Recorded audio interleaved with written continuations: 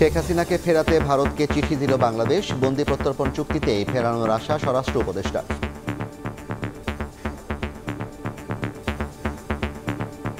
আমরা তাকে যে চাওয়া হচ্ছে ফেরত বিচার ব্যবস্থার জন্য সেটা জানিয়েছি। এক্সট্রাডিশন ট্রিটি একটা আছে, ওই প্রক্রিয়া হবে, ওই চুক্তি অনুযায়ী হবে। শুধু বিচারের মুখোমুখি করতেই দেশে ফেরানো হবে শেখ হাসিনাকে। জুলাই বিপ্লবের শহীদ আরাফাতের জানাজায় তথ্য উপদেষ্টা। শেখ হাসিনা বাংলাদেশে আসবে কেবলমাত্র বিচারের মুখোমুখি হওয়ার জন্য, ফাঁসির কাস্টে ঝোলার জন্য। দেখছিলেন প্রধান শিরোনাম। সন্ধ্যার সময় সঙ্গে আছি আমি জাফর সাদিক। এবার অন্যান্য শীর্ষ সংবাদ। চাঁদপুরের মেঘনা নদীতে থেমে থাকা কার্গো জাহাজ থেকে 7 জনের লাশ উদ্ধার। গুরুতর আহত একজনকে হাসপাতালে ভর্তি। ডাকাতের হামলা বলে ধারণা পুলিশের। বিএনপির 15 বছরের লড়াইয়ের পথ ধরেই ছাত্র জনতার অভ্যুত্থানে সরকারের পতন। এবার ভোটাধিকার প্রতিষ্ঠায় 5 আগস্টের মতো লড়াইয়ের আহ্বান মির্জা ফখরুলের। সাবেক মন্ত্রী কামরুল, প্রতিমন্ত্রী মহিবুর ও সাবেক এমপি হেনরির বিরুদ্ধে দুদকের মামলা। বাংলাদেশ ব্যাংকের সাবেক ডেপুটি গভর্নর এস.কে সুরের বিরুদ্ধেও মামলা। রূপপুর প্রকল্প থেকে প্রায় 4 বিলিয়ন পাউন্ড আত্মসাতে সহায়তার অভিযোগ। যুক্তরাজ্যে টিউলিপ সিদ্দিককে জিজ্ঞাসাবাদ, অভিযোগ অস্বীকার। এবং এলএনজি আমদানির পরিবর্তে গ্যাস উৎপাদন বাড়াবে সরকার। অনুসন্ধান ও উত্তোলনে 3 প্রকল্প একনেক অনুমোদন। মৌলভীবাজারের বঙ্গবন্ধু সাফারি পার্ক বাতিল।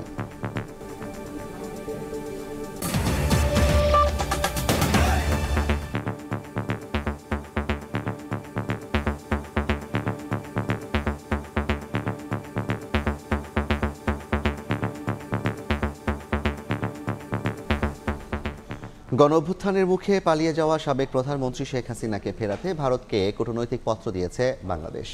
বিকেলে সাংবাদিকদের প্রশ্নের জবাবে কথা জানান পররাষ্ট্র উপদেষ্টা। এর আগে পিলখানায় এক অনুষ্ঠান শেষে স্বরাষ্ট্র উপদেষ্টা জানান, বন্দি প্রত্যর্পণ চুক্তি অনুযায়ী ফেরত চাওয়া হবে শেখ হাসিনাকে। গণঅভ্যুত্থানের মুখে ভারতে পালানোর পর থেকেই প্রশ্ন ছিল শেখ হাসিনাকে ফেরাতে কি পদক্ষেপ নিচ্ছে অন্তর্বর্তী সরকার। প্রধান উপদেষ্টার প্রেস উইং জানিয়েছিল, বন্দি প্রত্যর্পণ চুক্তির কিছু শর্ত পূরণ করে শেখ হাসিনাকে দেশে ফেরত চাওয়া হবে।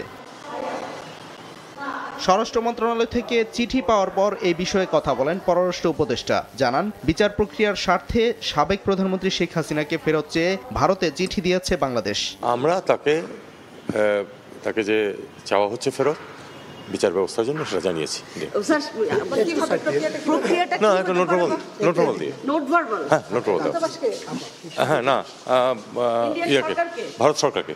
এর আগে কোন উপায়ে শেখ হাসিনাকে ফেরত আনা হবে সেই প্রশ্নের উত্তর দেন স্বরাষ্ট্র উপদেষ্টা। পাঠিয়ে দিয়েছি পররাষ্ট্র মন্ত্রণালয়ে, আমাদের চিঠি অলরেডি চলে গেছে ওনাদের এক্সট্রাডিশন করার জন্য। আমাদের সাথে তো ওনাদের এক্সট্রাডিশন ট্রিটি একটা আছেই, ওই প্রক্রিয়া হবে, ওই চুক্তি অনুযায়ী হবে। জুলাই আগস্টের গণহত্যার মামলায় গত 17 অক্টোবর শেখ হাসিনার বিরুদ্ধে গ্রেফতারি পরোয়ানা জারি করেন আন্তর্জাতিক অপরাধ ট্রাইব্যুনাল। এরপর তাকে দেশে ফেরাতে শুরু হয় নানা আইনি পদক্ষেপ। সাদিকুর রহমান, সময় সংবাদ, ঢাকা। শুধু বিচারের মুখোমুখি করতেই দেশে ফেরানো হবে শেখ হাসিনাকে। কেন্দ্রীয় শহীদ মিনারে জুলাই বিপ্লবের শহীদ আরাফাতের জানাজায় অংশ নিয়ে তথ্য উপদেষ্টা আরও বলেন, এই সরকার গণহত্যা সহ সকল গুম খুনের বিচার করতে বদ্ধপরিকর।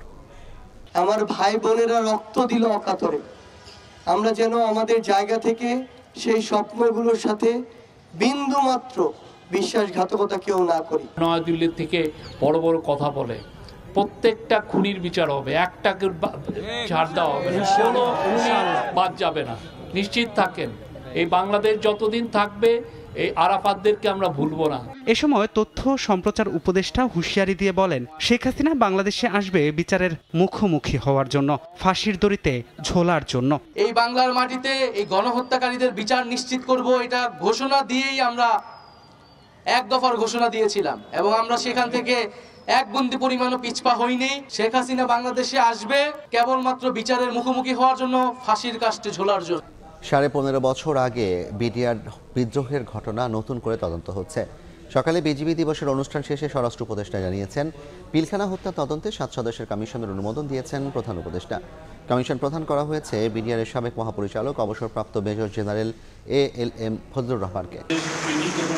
সোমবার সকালে পিলখানায় বিজিবি সদর দপ্তরে বিজিবি দিবস উপলক্ষে আয়োজিত পদক প্রদান অনুষ্ঠানে যোগ দিয়ে স্বরাষ্ট্র উপদেষ্টা জানান, পিলখানা হত্যার পুনঃতদন্তে বাহিনীটির সাবেক এক মহাপরিচালকের নেতৃত্বে গঠন করা হয়েছে 7 সদস্যের কমিশন।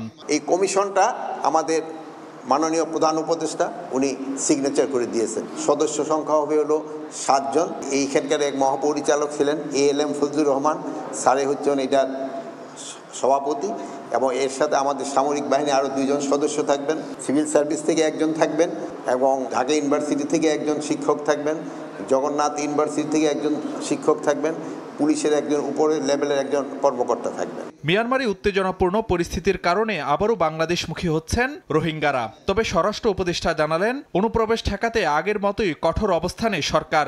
আমাদের নীতিগত সিদ্ধান্তের কোনো পরিবর্তন নাই। আমরা রোহিঙ্গাদের কোনো অবস্থায় প্রবেশ করতে দিব না। এছাড়া কুমিল্লায় মুক্তিযোদ্ধাকে লাঞ্ছিত করার ঘটনায় জড়িতদের আইনের আওতায় আনা হবে বলেও জানান স্বরাষ্ট্র উপদেষ্টা। কিছু সংখ্যক তো দুষ্কৃতিকারী সব জায়গায় রয়ে গেছে, এবং যেই দুষ্কৃতিকারী তাকে হেনস্থা করছে তাদের আমরা আইনের আওতায় অবশ্যই নিয়ে আসবো। ফারুক ভিয়া, রবিন, সময় সংবাদ, ঢাকা। জনগণের ভোটাধিকার প্রতিষ্ঠায় 5 আগস্টের মতো আবার ঐক্যবদ্ধ লড়াইয়ের প্রস্তুতি নেওয়ার আহ্বান জানিয়েছেন বিএনপি মহাসচিব। যারা বিএনপিকে হেয় করে কথা বলছে তাদের প্রতি মির্জা ফখরুল বলেন, বিএনপির 15 বছরের লড়াইয়ের পথ ধরে ছাত্র জনতার অভ্যুত্থানে পালাতে বাধ্য হন শেখ হাসিনা। ঠাকুরগাঁওয়ে জনসভায় একথা বলেন বিএনপি মহাসচিব। মিজানুর রহমানের ক্যামেরায় আহমেদ সালেহিনের রিপোর্ট। উৎসবের আমেজ পুরো সমাবেশ জুড়ে। দীর্ঘদিন পরে এক হতে পেরে উচ্ছ্বাস ছড়িয়ে পড়ে উত্তরের জেলা ঠাকুরগাঁওয়ে। স্লোগান আর মিছিলে ঐক্যের বার্তা। প্রায় সবার হাতে ছিল দলীয় প্রতীক ধানের শীষ। মানুষের ঢল নামে শিবগঞ্জ ডিগ্রি কলেজ মাঠে। হাজার হাজার নেতাকর্মীর উপস্থিতিতে জনসমাবেশ রূপ নেয় জনসমুদ্রে। দুপুর গড়িয়ে বিকেল হতেই কানায় কানায় পূর্ণ হয়ে ওঠে সভাস্থল। সোমবার বিকেল 4টার দিকে নিজ নির্বাচনী আসনের জনসভায় উপস্থিত হন বিএনপি মহাসচিব। উচ্ছ্বাসে ফেটে পড়েন কর্মীরা।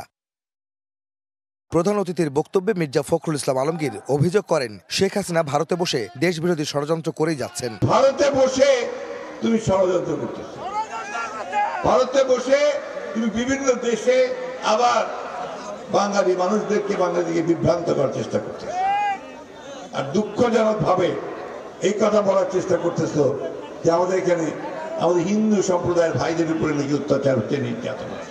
বিগত আন্দোলনে বিএনপির অবদান নিয়ে যারা কটাক্ষ করছে তাদের প্রতি ক্ষুব্ধ প্রতিক্রিয়া জানান মির্জা ফখরুল। বলেন, তাদের 15 বছরের লড়াইয়ের কারণেই শেখ হাসিনাকে বিদায় করা সম্ভব হয়েছে। 15টা বছর অত্যাচার নির্যাতন সহ্য করে আমরা একটা অবস্থা তৈরি করেছি, সেখানে অবশ্যই তোমাদেরকে আমি সাবাসী দেই, বাবা দেই, কৃতজ্ঞতা জানাই যে তোমরা সাহস করে দাঁড়িয়ে গেছো। এইটাই হচ্ছে মুক্তির পথ, আর সেই কারণেই হাসিনাকে দেশ ছেড়ে পালাতে হয়েছে। বিএনপি মহাসচিব হুঁশিয়ারি দিয়ে বলেন, জনগণের ভোটাধিকার ফেরাতে 5 আগস্টের মতো আবারও ঐক্যবদ্ধভাবে রাজপথে নামতে হবে। আপনারা কি সত্যি সত্যি পরিবর্তন চান, নাকি আবার ওই আওয়ামী লীগের নৌকাতে ফিরে যেতে চান নাকি? তাহলে কিন্তু ওই যেমন 5ই আগস্ট সবাই মিলে রাস্তায় নামছিলেন, তাহলে আবারও সেই মতো ঐক্যবদ্ধ হয়ে রাস্তায় নামতে হবে। রাস্তায় নামতে হবে নিজের অধিকার আদায়ের জন্য, ভোটের অধিকার আদায়ের জন্য। দেশ, মাটি ও মানুষের জন্য আবারও লড়াইয়ের প্রস্তুতি নিতে সবাইকে আহ্বান জানান বিএনপি মহাসচিব। বিএনপি ঘোষিত রাষ্ট্র মেরামতের 31 দফা প্রস্তাবনা তৃণমূলে পৌঁছে দেওয়ার এই জনসভা হলো মূলত নির্বাচনী প্রস্তুতি সভা হিসেবে দেখছে ঠাকুরগাঁও জেলার সাধারণ মানুষ। তাই তারা বলছেন, অন্তর্বর্তীকালীন সরকার সব ধরনের ষড়যন্ত্র এবং সংকট মোকাবেলায় অতি দ্রুত নির্বাচনী রোডম্যাপ ঘোষণা করে জাতীয় নির্বাচনের পথে হাঁটবেন তারা। ঠাকুরগাঁওয়ের শিবগঞ্জ থেকে আহমেদ সালেহিন, সময় সংবাদ। জাতীয় ঐক্য থাকলে রাজনৈতিক দল ক্ষমতায় এলেও সংস্কার বাতিল বা পরিবর্তন করতে পারবে না। রাজধানীর সিরডাপে সেমিনারে এ মন্তব্য করেন আইন উপদেষ্টা আসিফ নজরুল। জানান, যেসব বিষয় ঐক্যমত্য রয়েছে সেসব সংস্কার কার্যকর করার নির্দেশনা দিয়েছেন প্রধান উপদেষ্টা। এ সময় মামলা জট কমাতে দ্রুত উদ্যোগ না নিলে বিচার ব্যবস্থা ভেঙে পড়তে পারে বলে আশঙ্কার কথা জানান আইনজ্ঞরা। রাজধানীতে সিরডাপ মিলনায়তনে গণতান্ত্রিক পুনর্গঠনের জন্য সংলাপ, বিচার বিভাগ প্রসঙ্গ শীর্ষক সেমিনারে আয়োজন করে সেন্টার ফর গভর্নমেন্ট স্টাডিজ। সঞ্চালনা করেন সিজিএস এর নির্বাহী পরিচালক ও সিনিয়র সাংবাদিক জিল্লুর রহমান। প্রধান অতিথি আইন উপদেষ্টা বলেন, যত ভালো আইনই তৈরি হোক না কেন, সংস্কার মানার মানসিকতা না থাকলে কোনো কিছুই কাজে আসবে না। জাতীয় সংস্কার পার্টি গঠন ছাড়া বাকি সংস্কার ক্ষেত্রে সমস্ত কাজই হয়ে গেছে। তো আপনি যত ভালো আইন, যত ভালো সংবিধানই বানান না কেন, যদি প্রতিষ্ঠান গড়ে তোলা না যায়, আমাদের যদি সংস্কার মানসিকতায় যদি পরিবর্তন না আসে, তাহলে এগুলি সাস্টেইন করা কঠিন হয়। এই আলোচনাগুলো সেই মানসিকতা গড়ে তোলার জন্য অনেক বড় ভূমিকা রাখবে। বিচারকদের উপর রাজনৈতিক চাপ ছিল মন্তব্য করে আন্তর্জাতিক অপরাধ ট্রাইব্যুনালের চিফ প্রসিকিউটর তাজুল ইসলাম বলেন, রাজনৈতিক বিবেচনায় বিচারক নিয়োগ বন্ধ করতে হবে। রাজনৈতিক বিবেচনায় বিচারক নিয়োগ এবং রাজনৈতিক স্বার্থে বিচার ব্যবস্থাকে ব্যবহার যখন করা হয়, তখন তাদের এই সুযোগকে কাজে লাগিয়ে এই বিচারকরাও তখন দুর্নীতির আশ্রয় গ্রহণ করতে থাকেন। মামলা জট না কমালে বিচার ব্যবস্থা ভেঙে পড়ার শঙ্কা জানিয়ে বক্তারা বলেন, গরিব মানুষে যেন বিচার পায় তা নিশ্চিত করতে হবে। গ্রেফতারের আগে আপনার মিনিমাম কিছু এভিডেন্স থাকতে হবে। আপনি ফিশিং এক্সপেডিশনে বারবার যেতে পারবেন না, আর মানুষকে আটকে রাখতে পারবেন না যে আপনি মানে খুঁজতে থাকবেন তার বিরুদ্ধে আপনার কি জিনিস আছে। বৈষম্য নিরসন করার জন্য কোন কোন সম্প্রদায়, কোন কোন জনগোষ্ঠী কোর্টে থাকবে, আমাদের জন্য আই থিঙ্ক এটা সাংঘাতিক লজ্জার ব্যাপার। দুর্নীতিমুক্ত বিচার ব্যবস্থার মাধ্যমেই সোনালী দিন ফিরে আসতে পারে বলে মনে করেন আলোচকরা।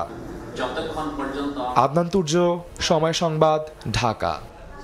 অবৈধ সম্পদ অর্জনের অভিযোগে সাবেক খাদ্যমন্ত্রী কামরুল ইসলাম ও তার স্ত্রীর বিরুদ্ধে মামলা করেছে দুদক। এছাড়াও মামলা হয়েছে সাবেক দুর্যোগ ব্যবস্থাপনা প্রতিমন্ত্রী মুহিবুর রহমান, সাবেক এমপি হেনরি ও সাবেক ডেপুটি গভর্নর এসকে সুরের বিরুদ্ধেও। প্রায় 6.5 কোটি টাকা জ্ঞাত আয় বহির্ভূত সম্পদ অর্জনের অভিযোগে সাবেক খাদ্যমন্ত্রী অ্যাডভোকেট কামরুল ইসলামের বিরুদ্ধে মামলা করেছে দুদক। একই অভিযোগে মামলা হয়েছে তার স্ত্রীর নামেও। 6.29 লক্ষ টাকারও বেশি জ্ঞাত আয়ের উৎসের সাথে সম্পদ অর্জন করার অপরাধে এবং উক্ত সম্পদ স্থানান্তর, রূপান্তর, হস্তান্তর সহ 15টি ব্যাংক হিসাবে 21.18 লক্ষ টাকারও বেশি টাকা অস্বাভাবিক লেনদেনের অভিযোগে দুর্নীতি দমন কমিশন আইন 2004-এর 27(1), মানি লন্ডারিং প্রতিরোধ আইন 2012-এর 4(2), 4(3) এবং দুর্নীতি প্রতিরোধ আইন 1947-এর 5(2) দ্বারায় এটি মামলা রুজু করা হয়েছে। সন্দেহজনক লেনদেনের দায়ে সাবেক দুর্যোগ ও ত্রাণ প্রতিমন্ত্রী মুহিবুর রহমান ও তার স্ত্রী এবং সাবেক এমপি জান্নাতারা হেনরি ও তার স্বামীর বিরুদ্ধে মামলা করেছে সংস্থাটি। অভিযোগ সংশ্লিষ্ট জনাব ফাতেমা আক্তার, স্বামী মোহাম্মদ মুহিবুর রহমান, সাবেক প্রতিমন্ত্রীর বিরুদ্ধে অসাধু উপায়ে জ্ঞাত আয়ের উৎসের সাথে অসঙ্গতিপূর্ণ 3,92,19,752 টাকার সম্পদের মালিকানা অর্জন ও দখলে রাখা, দুর্নীতি দমন কমিশন আইন 2004-এর 27(1), মানি লন্ডারিং প্রতিরোধ আইন 2012-এর 4(2) এবং 4(3) দ্বারা 10 দণ্ডবিধি 109 দ্বারাই আরও একটি মামলা রুজু করা হয়েছে। এছাড়া জ্ঞাত আয় বহির্ভূত সম্পদ অর্জনের অভিযোগে বাংলাদেশ ব্যাংকের সাবেক ডেপুটি গভর্নর এসকে সুর, তার স্ত্রী ও মেয়ের বিরুদ্ধেও মামলা করেছে দুর্নীতি দমন কমিশন। তাদের প্রতি দুর্নীতি দমন কমিশন আইন 2004। সাখাওয়াত হোসেন শাহ, সময় সংবাদ, ঢাকা। বাংলাদেশে দুর্নীতির অভিযোগে যুক্তরাজ্যের টিউলিপ সিদ্দিককে জিজ্ঞাসাবাদ করেছে দেশটির মন্ত্রিসভা। রূপপুর প্রকল্প থেকে প্রায় 4 বিলিয়ন পাউন্ড আত্মসাতে সহায়তার অভিযোগে মন্ত্রিসভা অফিসের ন্যায় ও নৈতিকতা দল তাকে জিজ্ঞাসাবাদ করে বলে জানায় ব্রিটিশ সংবাদ মাধ্যম the Sunday Times. Tulip Siddiq এ বিষয়ে কোনো মন্তব্য না করলেও জিজ্ঞাসাবাদে নিজের অবস্থান তুলে ধরেছেন বলে জানান ব্রিটিশ মন্ত্রিসভা অফিসের একজন মুখপাত্র। সাবেক প্রধানমন্ত্রী শেখ হাসিনা ও তার পরিবারের বিরুদ্ধে বাংলাদেশের অবকাঠামো প্রকল্প থেকে বিপুল পরিমাণ অর্থ আত্মসাতের অভিযোগ উঠেছে। অভিযোগের তদন্তে নামের মেয়ে ও যুক্তরাজ্যের ক্ষমতাসীন লেবার পার্টির মন্ত্রী টিউলিপ সিদ্দিকেরও। এ ঘটনায় তাকে জিজ্ঞাসাবাদ করেছে যুক্তরাজ্যের মন্ত্রিসভা অফিসের ন্যায় ও নৈতিকতা দল। রোববার ব্রিটিশ সংবাদ মাধ্যম দ্য সানডে টাইমস জানায়, বৃহস্পতিবারের ওই জিজ্ঞাসাবাদের বিষয়ে টিউলিপ সিদ্দিক কোনো মন্তব্য করতে রাজি হয়নি। তবে মন্ত্রিসভা অফিসের এক মুখপাত্র জানান, অর্থ আত্মসাতের সঙ্গে জড়িত থাকার অভিযোগ অস্বীকার করেছেন তিনি। বর্তমানে যুক্তরাজ্যের মন্ত্রিসভার সদস্য tulip Siddique economic secretary to the treasury and city minister হিসেবে দায়িত্ব পালন করছেন। যুক্তরাজ্যের অর্থবাজারের ভেতরের দুর্নীতির সামাল দেয়া তার কাজ। অভিযোগ উঠেছে রাশিয়ার সঙ্গে 2013 সালে যখন রূপপুর বিদ্যুৎ কেন্দ্র নিয়ে আলোচনা হয় তখন এতে মধ্যস্থতা করেন টিউলিপ, যদিও ওই সময় তিনি ব্রিটেনের কোনো সরকারি দায়িত্বে ছিলেন না। টিউলিপ সিদ্দিক ছাড়াও অর্থ আত্মসাতের অভিযোগ উঠেছে শেখ হাসিনার ছেলে সজীব ওয়াজেদ জয় ও বোন শেখ রেহানার বিরুদ্ধেও। রবিউল ইসলাম আওলাদ, সময় সংবাদ। এলএনজি আমদানির পরিবর্তে দেশে গ্যাস উৎপাদন বাড়াতে চায় অন্তর্বর্তী সরকার। গ্যাস অনুসন্ধান, উত্তোলন ও প্রক্রিয়াজাতকরণে 3টি প্রকল্প অনুমোদন দিয়েছে একনেক। বন্যপ্রাণীর জন্য ক্ষতিকর উল্লেখ করে মৌলভীবাজারের বঙ্গবন্ধু শেখ মুজিব সাফারি পার্ক প্রকল্প বাতিল করা হয়েছে। আবাসিক ও শিল্প খাত মিলিয়ে বর্তমানে দেশে দৈনিক গ্যাসের চাহিদা প্রায় ৩,৮৫০ মিলিয়ন ঘনফুট, যার বিপরীতে দেশীয় গ্যাস ক্ষেত্র থেকে আসে ২,৭৫০ মিলিয়ন ঘনফুট। বাকিটা আমদানির মাধ্যমে মেটানো হয়। পেট্রোবাংলার তথ্য বলছে 2018-19 অর্থ বছর থেকে 2023-24 অর্থ বছর পর্যন্ত 6 বছরে দেশে এলএনজি আমদানি করা হয়েছে 410 কার্গো। এতে ব্যয় হয়েছে 1,64,275 কোটি টাকা। এই খরচ বাঁচাতে গ্যাসের অনুসন্ধান ও উত্তোলনে জোর দিচ্ছে সরকার। সোমবার প্রধান উপদেষ্টার সভাপতিত্বে একনেক বৈঠকে ভোলা নর্থ গ্যাস ক্ষেত্রের জন্য প্রসেস প্ল্যান্ট স্থাপন, রশিদপুরে 11 নম্বর কূপ খনন এবং গ্যাস অনুসন্ধানের 2D সিসমিক সার্ভে প্রকল্পের অনুমোদন দেওয়া হয়। এতে ব্যয় হবে 810 কোটি 26 লাখ টাকা। ভোলা অঞ্চলে অনেক গ্যাস আছে, সিলেট অঞ্চলে এখন অনেক গ্যাসের রিজার্ভ আছে। এতদিন এই গ্যাসের রিজার্ভগুলো দিকে না তাকিয়ে আমরা কেন এলএনজি ইম্পোর্টের দিকে এত বেশি বা কয়লা দিকে এত বেশি ঝুঁকে গেলাম? আগের সরকারের সময় নেওয়া রাজনৈতিক কিংবা অপ্রয়োজনীয় প্রকল্প বাতিল করছে অন্তর্বর্তী সরকার। এর অংশ হিসেবে মৌলভীবাজারের লাঠিটিলায় সংরক্ষিত বনের 5,631 একর জুড়ে বঙ্গবন্ধু শেখ মুজিব সাফারি পার্ক নির্মাণ প্রকল্পটি বাতিল করা হয়েছে। সমীক্ষা করে দেখা গেছে যে এই জীববৈচিত্র্য, বিশেষ করে হাতিদের চলাফেরা এবং অন্যান্য প্রজাতির ভীষণ ক্ষতি হবে। কেন এখানে ইকো পার্কের জন্য এত বড় প্রকল্প করা হয়েছিল সেটাই বরং একটা আশ্চর্যের বিষয়। এখন থেকে প্রকল্প অনুমোদন করার আগে পরিবেশ সুরক্ষার বিষয়টি সর্বোচ্চ গুরুত্ব দেওয়া হবে বলে জানান পরিকল্পনা উপদেষ্টা। ঠিক যা নিয়ম আছে সেই অনুযায়ী। শুভ খান, সময় সংবাদ, ঢাকা। চাঁদপুরের মেঘনা নদীতে থেমে থাকা সারবাহী কার্গো জাহাজ থেকে 7 জনের লাশ উদ্ধার করা হয়েছে। গুরুতর আহত একজনকে হাসপাতালে ভর্তি করা হয়েছে। পরিকল্পিতভাবে হত্যাকাণ্ড ঘটানো হয়েছে বলে প্রাথমিকভাবে ধারণা করছে পুলিশ। প্রতিটি কেবিনে কম্বল মুড়ি দেওয়া অবস্থায় পড়েছিল কেরানি, সুকানি ও বাবুর্চি সহ কার্গো জাহাজের কর্মকর্তা কর্মচারীর নিথর দেহ। সোমবার দুপুর 1টার দিকে 999-এ কলের মাধ্যমে আইনশৃঙ্খলা বাহিনীর কাছে খবর আসে মেঘনা নদীতে ডাকাত হামলায় একটি কার্গো জাহাজের সব কর্মচারী নিহত হয়েছেন। এ তথ্য পেয়ে মাঝিরচর এলাকায় নোঙর করা এমভি আল বাখেরা নামে জাহাজে পৌঁছায় কোস্টগার্ড ও নৌ পুলিশ। এ সময় জাহাজের কেবিনে নিথর দেহ পড়ে থাকতে দেখেন তারা। প্রত্যেকের মাথায় দেশীয় অস্ত্রের আঘাতের চিহ্ন। এর মধ্যে 5 জন মৃত আর 3 জনকে আহত অবস্থায় উদ্ধার করা হয়। হাসপাতালে নেয়ার পথে মারা যান আরো 2 জন। খবর পাইলাম যে জাহাজটা ডাকাতি হয়েছে, তা আমরা মাঝের চলেক নামক স্থানে এসে অ্যাঙ্কার করি এবং অ্যাঙ্কার করে একটা ট্রলার নিয়ে এই জাহাজের গায়ে আসে। আলবুক্তিয়া জাহাজটা এখানে জাহাজ ডাকাতি হয়েছে এবং স্টাফের ডাকাতেরা এমনভাবে কোপাইছে যে স্টাফগুলো 8 জনই ডেড। জাহাজের অবস্থা তো খারাপ। আমি বললাম কি হয়েছে, লোকজন তো একজনও দেখছি না, সব মারা গেছে। একটা স্টাফ জীবিত আছে ঢোরকাটা, ওর কাছ থেকে মানে হাতেরই সরাই দেওয়া হয়েছে 8 জন। মাথায় আঘাতের ধরন দেখে নৌ পুলিশের ধারণা পূর্ব শত্রুতার জেরে জাহাজের স্টাফদের হত্যা করা হয়েছে। দেশীয় অস্ত্র দ্বারা এদেরকে আঘাত করে মারা হয়েছে। যেটা মনে হচ্ছে পূর্ব শত্রুতামূলক কোনো বিষয় এখানে জড়িত থাকতে পারে, না হলে এভাবে নৃশংসভাবে হত্যাকাণ্ড ঘটানোর কোনো কারণ আছে বলে মনে হচ্ছে না। এই ঘটনায় জড়িতদের বিরুদ্ধে ব্যবস্থা নেওয়ার কথা জানায় জেলা প্রশাসক। আমরা অবশ্যই এটা নিয়ে তদন্ত কমিটি গঠন করব, তবে মূল যে এটা যদি আমরা একটা হত্যা বলি, এটা ডাকাতি বলি না কেন, সেটার আসলে একটা পুলিশ যে ইনভেস্টিগেশন আছে, সেটা নৌ পুলিশ বলেন বা আমাদের পুলিশ বলেন, তারা ইনভেস্টিগেশনটা করবে। চট্টগ্রামের কাফকো সার কারখানা থেকে সার বহন করে সিরাজগঞ্জের বাঘাবাড়ির দিকে যাচ্ছিল জাহাজ এমভি বাখেরা। সময় সংবাদ, চাঁদপুর। ট্রাম্প প্রেসিডেন্ট হলেও আদতে ক্ষমতা থাকবে ইলন মাস্কের হাতে, মার্কিন মহলে ওঠা এমন গুঞ্জন উড়িয়ে দিলেন ডোনাল্ড ট্রাম্প। হোয়াইট হাউসের ক্ষমতা হস্তান্তর প্রক্রিয়া ইলন মাস্কের সহযোগিতার জন্য তাকে ধন্যবাদ জানিয়ে ট্রাম্পের প্রেসিডেন্টটি পাওয়ার গুঞ্জন শুধুমাত্র বিরোধী দলের রটনা ছাড়া আর কিছুই না। ওদিকে ট্রাম্পের পানামা খাল পুনর্দখলের হুমকির জবাব দিয়েছেন পানামার প্রেসিডেন্ট। বলেছেন পানামা খাল ও তার আশপাশের প্রতিটি ইঞ্চি পানামা রাষ্ট্রের অন্তর্গত। পানামা খাল ব্যবহার করার জন্য নির্ধারিত ফি যথাযথ বলেও দাবি করেছেন তিনি।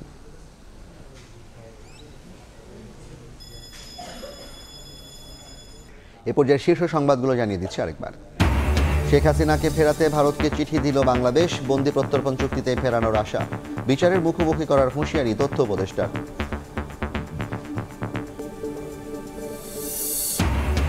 বিএনপির 15 বছরের লড়াইয়ের পথ ধরেই ছাত্র জনতার অভ্যুত্থানে সরকার পতন, এবার ভোটাধিকার প্রতিষ্ঠায় 5 আগস্টের মতো লড়াইয়ের আহ্বান মির্জা ফখরুলের। এবং চাঁদপুরের মেঘনা নদীতে থেমে থাকা কার্গো জাহাজ থেকে 7 জনের লাশ উদ্ধার, গুরুতর আহত একজনকে হাসপাতালে ভর্তি, পূর্বশত্রুতার জেরে হামলা ধারণা পুলিশের।